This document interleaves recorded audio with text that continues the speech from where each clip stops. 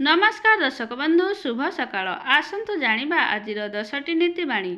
Number 1 कथा कहिला बेले पाटी लागुथिले बा बाणी ठीक नथिले बुधवार दिन गाई को सबुज घास खाइबाकु दियंतु, एहा द्वारा भल होइजिबो। नंबर 2 शुभ कार्य को गला बेले सूर्यदेव को देखि प्रणाम करी घरु बाहर को जांतु, कार्य रे सफल हेबे। नंबर 3 भोजन करिबा समय रे केबे भी निज हाथ भूमि रे दाबिकी रखी भोजन करंतु नहीं, एहा द्वारा घर प्रति अमंगल होइथाए, एहा मानिले आपणकर मंगल हबो। नंबर 4 घरे भंगारुजा जिनिस व्यवहार करंतु नहीं, एपरि कले अर्थहानि होइथाए।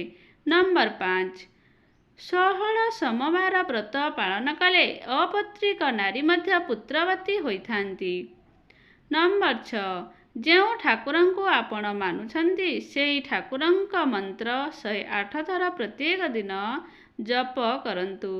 नंबर 7 सूर्य देवंक पूजा करिबा द्वारा मान सम्मान मिलिथाए एवं सरकारी काम सबु सहजरे हेबाकु लागिथाए। नंबर 8 असुस्थ गछर पूजा करिबा द्वारा धन प्राप्ति होइथाए। नंबर 9 निज दुकान व्यवसाय स्थान रे संक्रांति दिन पूजा करिबा द्वारा व्यवसाय भल चली थाए ओ धनर आगमन होइथाए।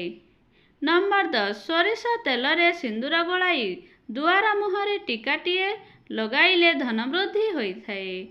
धन्यवाद। आजिर भिडियोटी आपण मानकु भल लागिले प्लीज लाइक शेयर सब्सक्राइब कर दियंतु। जय जगन्नाथ।